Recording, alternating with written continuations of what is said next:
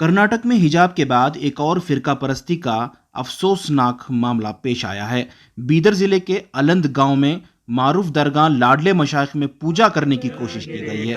न सिर्फ कोशिश बल्कि पूजा की गई है।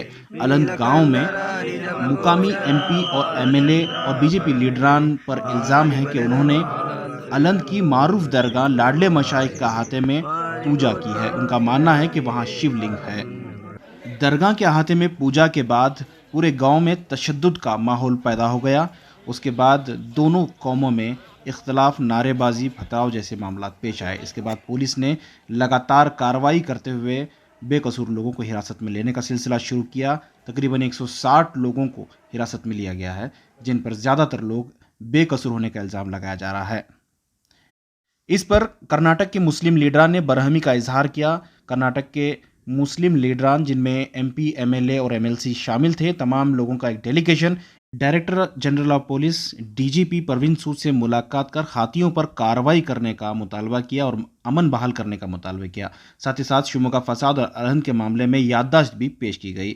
इस मौके पर कांग्रेस लीडर जमीर अहमद खान ने हुकूमत पर सवाल उठाया। इन्होंने कहा है कि हुकूमत के नुमाइंदे दंगे भड़का रहे हैं, जिसकी वजह से पूरी रियासत का माहौल ख़राब हो रहा है। इंतखाबात के करीब आते ही बीजेपी लीडरान के पास कोई मुद्दा नहीं है।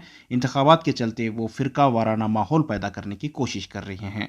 आइए इस सिलसिले में ज़मीर अहमद खान ने क्या कहा है, जानते हैं। बताएं सर, अलंद में लगातार फसाद हो रहे हैं, 3 लोगों की मौत होने की खबर। इसके लिए हम लोग डीजी को मिलने के लिए तमाम मुस्लिम लीडर जैसे कि नसीर अहमद साहब, हमारे एमपी राज्यसभा के नासिर हुसैन साहब, हमारे माइनॉरिटी के प्रेसिडेंट जब्बार साहब और जीए बाबा साहब, तमाम मिल के हम लोग एक डीजी को मेमोरेंडम देने के लिए आए थे।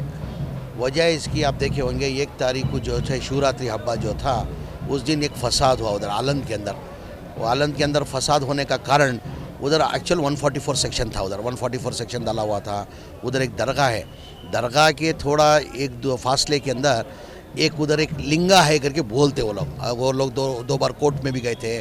कोर्ट में भी जाके उन लोग का एप्लीकेशन रिजेक्ट हुआ है। वो होते हुए भी उधर जाके वो लोग पूजा करने के लिए लिंगा के लिए गए थे।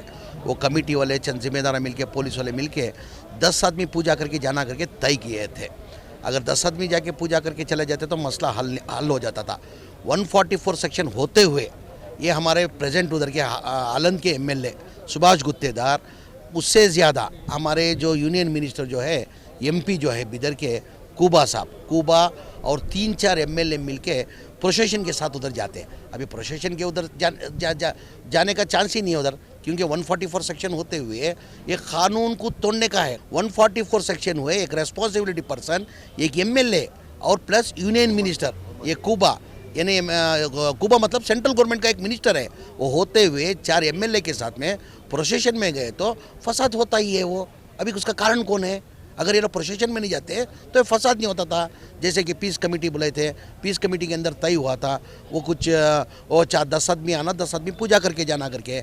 अभी फसाद हुआ, मैं सरासर इसका पूरा जिम्मेदार मैं MLA plus union minister Quba को देता हूँ। और ये बीजेपी गवर्नमेंट के अंदर चल रहा क्या है मेरे को समझ में नहीं आ रहा है। अभी हाल ही में देखे होंगे एक हर्षागा करके शिमोगा के अंदर मर्डर हुआ। वो मर्डर के अंदर अभी भी तहकीकात चल रही थी, तहकीकात चल रही है। ईश्वरप्पा स्टेटमेंट देता है कि ये मुसलमान लोग ने मर्डर किया करके। क्या इंक्वायरी कौन कर रहा है? पुलिस वाले ना इंक्वायरी कर रहे हैं। मगर उसके अंदर भी 144 सेक्शन होते हुए भी ईश्वरप्पा एक गवर्नमेंट है, मिनिस्टर मतलब क्या है, ये गवर्नमेंट होती है, वो खुद जाके प्रोसेशन में जा रहे हैं। ये बीजेपी के अंदर मेरे हिसाब से लग रहा है ये जानबूझ के ये साजिश कर रहे हैं। जानबूझ के ये लोग मुसलमान को उपकार रहे, मुसलमान को यानी जानबूझ के साजिश करके ये कर रहे हैं। अभी जो आलम के अंदर जो फसाद हुए, मैं सरासर इल्ज़ाम मैं हमारे यूनियन मिनिस्टर कुबा को देता हूँ और प्लस उधर के सुभाष गुत्तेदार को देता हूँ।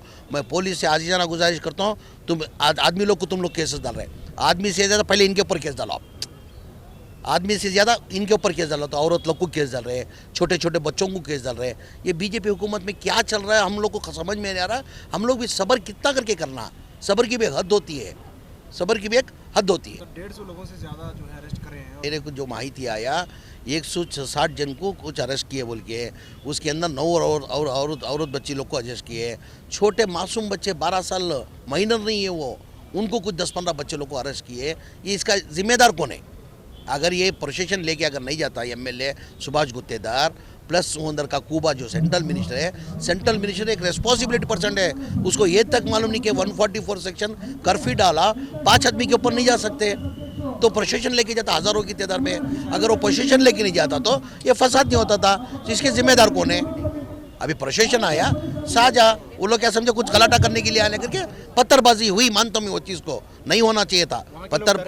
पत्थरबाजी नहीं होना चाहिए था, पत्थरबाजी हुई। वजह क्या है? इसका जिम्मेदार कौन है? इसका जिम्मेदार सुभाष गुत्तेदार है, उधर का MP जो है, अभी यूनियन मिनिस्टर जो है, सेंट्रल मिनिस्टर जो है, कूबा जिम्मेदार है, उसके ऊपर केस डालना चाहिए।